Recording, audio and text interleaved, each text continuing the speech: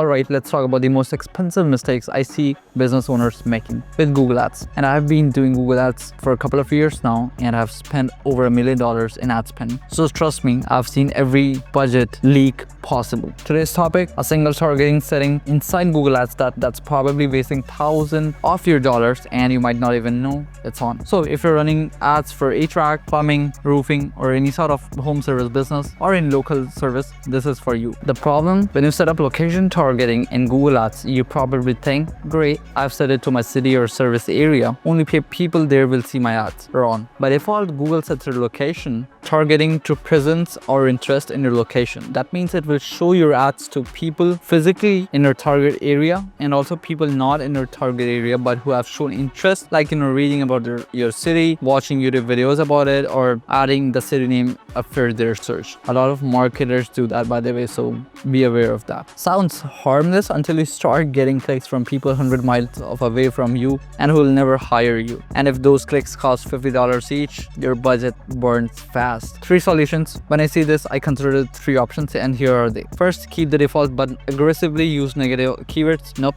you shouldn't do this. Second option, shrink the radius or target by zip codes. Better, but if the targeting made stays wrong, you'll still waste money. Third, switch to presence or targeting only. This is a winner. It tells Google only show my ads to people physically in my service area right now. We actually recently onboarded an HVAC client that had been with another agency for over a year. They were frustrated because their cost per lead kept climbing but the quality was dropping. First thing we did was audit their campaigns, and in under 5 minutes we spotted it. Location targeting was set to presence or interest. That meant their ads were showing to people all over the country, people who would never book with them. Then we switched over to presence only, and within the first 30 days we actually saw an improvement. So yeah, that is why it works. And 99% of your paying customers are physically in your area. Just think about that. Do you want to show your ads to someone who might be in Arizona? Let's say you're in Florida. That specific guy searching from Arizona. Do you want him to see your ad, or do you want someone from your city to actually see your ad? How to check yours? Open Google Ads campaign,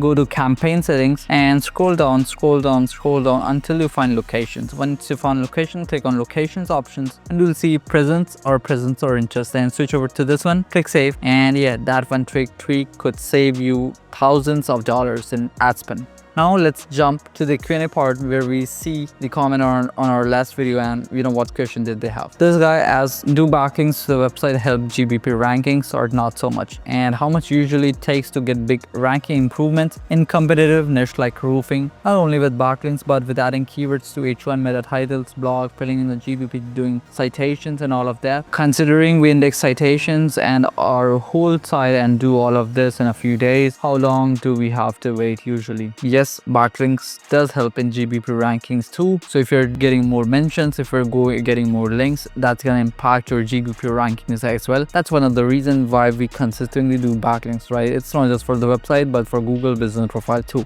Regarding the timeline, you may see impact within 2 to 3 weeks after all of those have got indexed, But again, this is such a broad question. This is such a subjective one, you cannot really generalize this. But yeah, you can expect to see improvements within 2 to 3 weeks if you have done it correctly. When I say correctly, I mean those backlinks are actually worthy. Those citations are coming from real authoritative ones, for instance Yelp or sites like that. That is the thing. And yeah, that was it for today's video. I hope you like this. If you've got any other question, feel free to comment below. I'll see you in the next one. Till then, bye bye. Have a great day.